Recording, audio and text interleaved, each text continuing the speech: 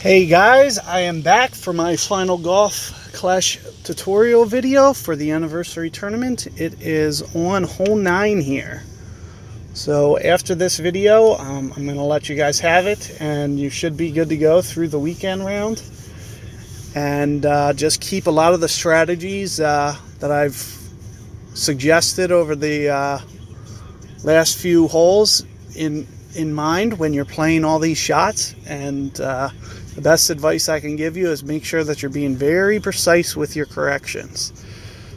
So what I like to do is I like to zoom in very, very closely. I don't know if you've picked up on that. I try to zoom in as far as possible so I can really kind of focus on a blade of grass when I'm making my corrections, and I want you guys to kind of keep the same approach. Now, let's talk about this bag setup. I'm gonna, again, keep my most accurate clubs on my bag for this last hole.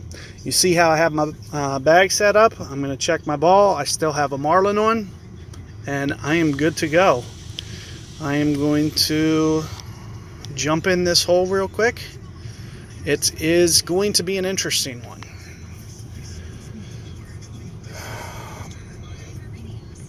So here we have the Oasis par 5, which is basically going to be a hook shot, and I'm going to teach you guys this hook shot. Now, a good approach is actually kind of what you see this guest setting up to do. It's arguably just as good as my approach, but can't be proven one way or the other, because do you like to play from the rough to hole out, or do you like to play from the fairway? That's kind of the little gray area for me, as to, you know, intentionally putting it in the rough, making that shot meter move twice as fast.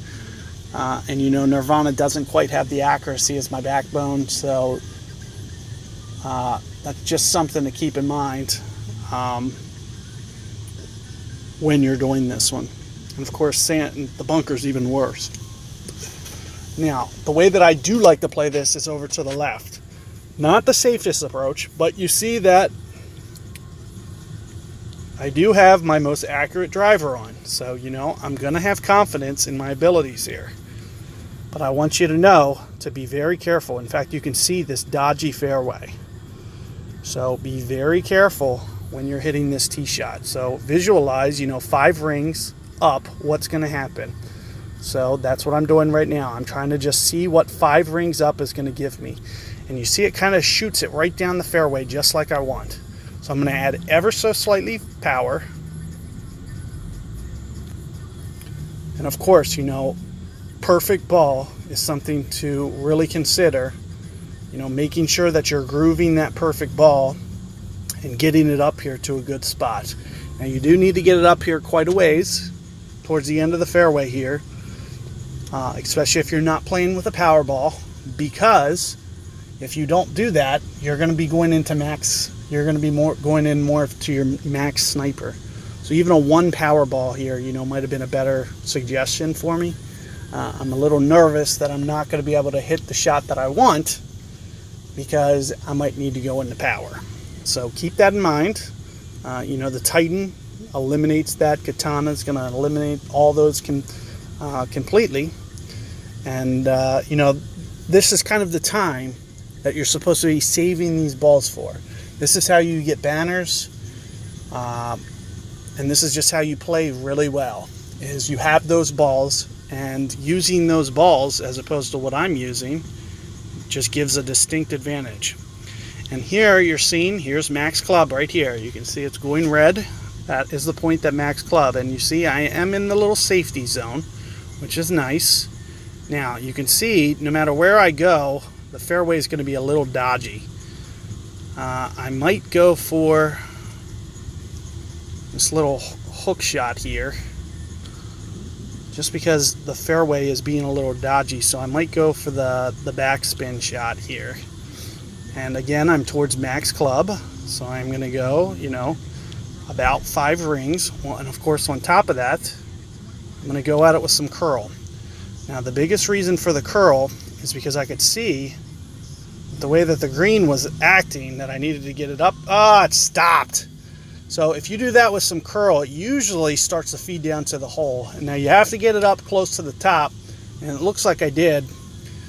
It's funny because you're actually going to see, you know, I had that grooved pretty nicely to where it was going to feed down. Now you don't have to take that approach if you don't want to. There is a chance you're going to leave it up there. If you do leave it up there, I highly suggest, you know, playing the dunk. You're not going to have to play the wind from up there, so just put it in the center of the hole. And make sure that you put the ball in the center of the little aim thing too, and you should be good to go. But let's take a look at this putt here real quick. You're seeing that, you know, it's feeding down. I barely even had to pull back to get this to the hole here.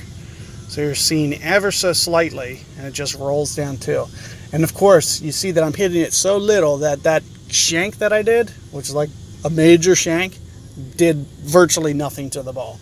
That just shows you how little that I'm actually touching that ball. And so it's highly precise still, even though, you know, I didn't hit it very, very good. So here, let's talk about this hole again. Now it's downwind this time, so I'm going to go more into the 4.5, 5. You know, 4.75 is kind of where I'm putting it. I'm going to put this shot arrow just a little bit short of the hole. And then on top of this, instead of going 5 rings, like I usually would, I'm going to go 5 plus 2. I'm going to go 7 rings here.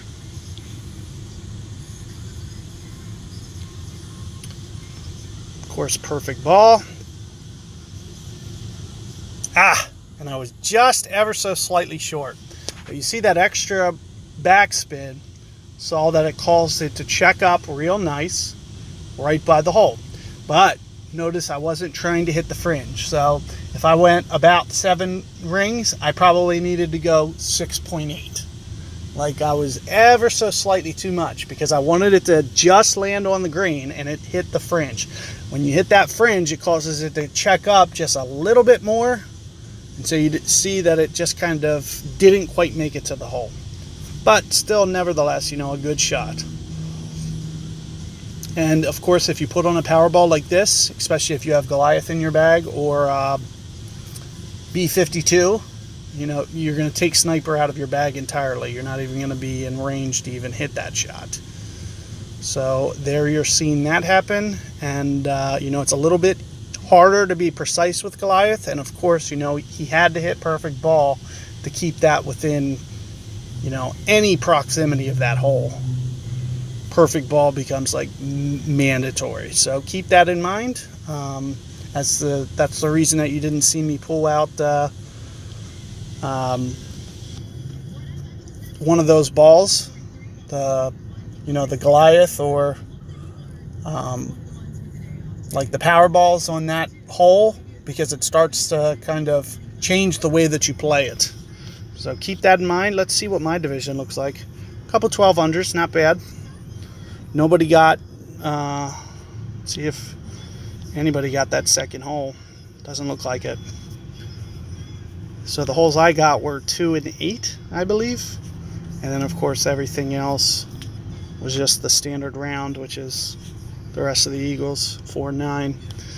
But good luck with your rookie tournament, and feel free to share any of these videos that I had posted. You know, get the information out there to your friends or whoever that you're playing with, and you know, think they could use a little bit of extra advice. Other than that, feel free to comment, or if you haven't already subscribed to my channel, feel free to do that as well.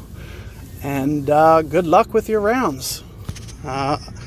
Feel free to post your results as well, how you did, and I'll do the best that I can to check everything out. Good luck, guys.